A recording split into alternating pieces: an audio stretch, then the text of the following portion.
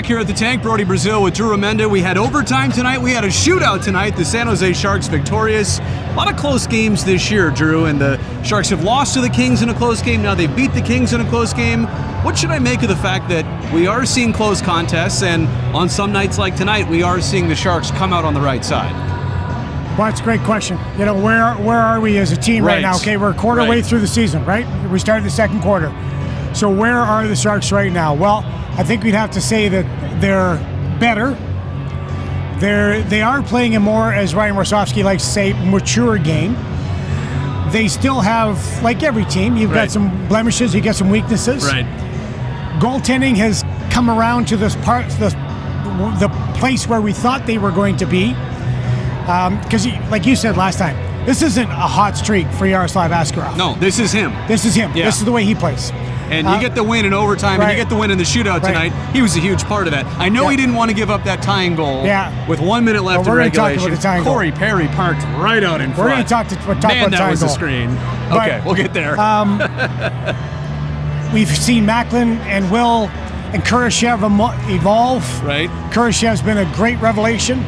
We've seen now, tonight, Graf, Delandria get their Gaudette, get contributing goals. Right. We're seeing guys become we're seeing this become a team. Right. In a way. Yeah.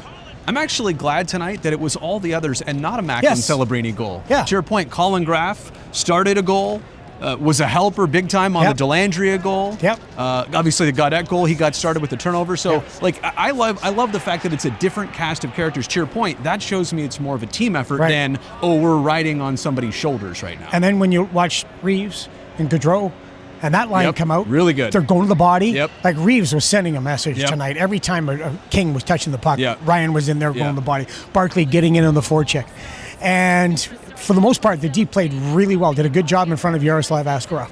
So, you're seeing this become a team where they're not just dependent on one guy or two guys. Now you're starting to see guys really take the game to their level, and they're starting to pick up. And Graf's a perfect example.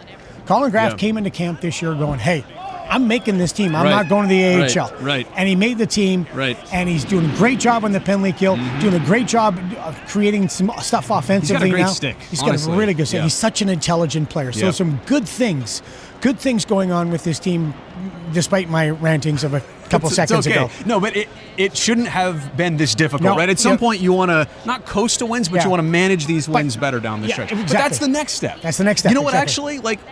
We would be happy last year talking about this step. Sure. Beating the Kings, playing good teams. This was a good team. Let me go back to Yaroslav Askarov. And this month of November, if you look at the splits, something happened between Halloween and November 1st. And it wasn't like he was bad in October, but he found something. And to your point, Drew, let's really go on this, because it's not a flash in the pan situation. It's not he's been hot for 3 games. We're talking 6 or 7 start. Oh, I did 6-7. Yeah. Oh, no. There you go. I don't even know what that means. Okay, well, anyway. Does anybody know what that means? It's been 6 or 7 starts. No, seriously, though, where he has been great the whole game. Yeah. And I mean, he is keeping the Sharks in games. I know I can't do 2 or fewer tonight, but we were almost there. Yeah. Again.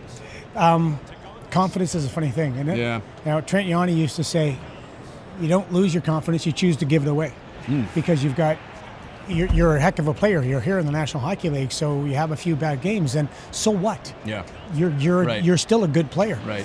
I love that, which I love that saying, by the way. Trent had all the great sayings. But the other aspect is, though, Devin Cooley, who, remember here a couple of years ago, Devin Cooley now plays for the Calgary Flames. And Danny Rizanowski was talking to him when we were in Calgary, and Devin Cooley went on and on and on talking about the goalie department for the San Jose Sharks. And we do have a goalie department. You've got Evgeny Nabokov, who's the head of it. You've got Ryan Miller, who's the goalie scout. Spears. You've got Thomas Spears, who does a great job. You have got 3 really highly invested guys that are helping the goaltenders out. And we were at practice, we see Askarov come out all the time, and all the time early when he was struggling, when he was having the start that he didn't want, and he just kept working at it. And that's what goaltenders do. Nobody works harder at perfecting their craft in hockey than goaltenders. And so he just kept working on it. Alex Nedeljkovic and he has been fantastic together, but Thomas Spear is a special kind of coach. And they just keep working. And that's really, it was, I can't remember who it was the other day now. Football coach. Anyway, used to coach Georgia. Anyway. Now you lost me. Okay.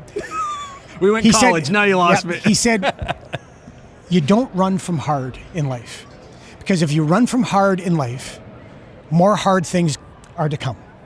And when you look at the way that goaltenders have it in the National Hockey League, it's a hard job. Yeah, right. They get paid well for it. Right. I know. No, but it's a lot of going up against the grain exactly. and having to be really good a lot of the time. And Askarov can't be okay. You got to be good. Right. Askarov wasn't running from hard. Yeah. And so that's the great thing about it. When you look at the way that the goaltenders have been and the way that Askarov has played lately, he's not run from hard. He's embraced it, and now he's helping us win games and more games than losing. I got to fit this in. Jumbo was honored tonight, fresh from the Hall of Fame ceremony. They had the pregame video. He dropped the puck right behind us.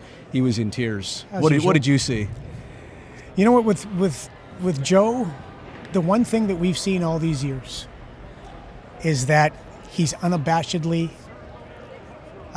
proud and heartfelt about his time in San Jose. He loved it here, and obviously he's got a family and now, of course, a home here and works for the Sharks.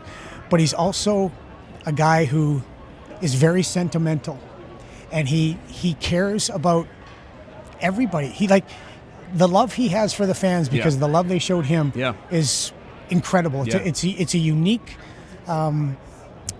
relationship dynamic. Yeah.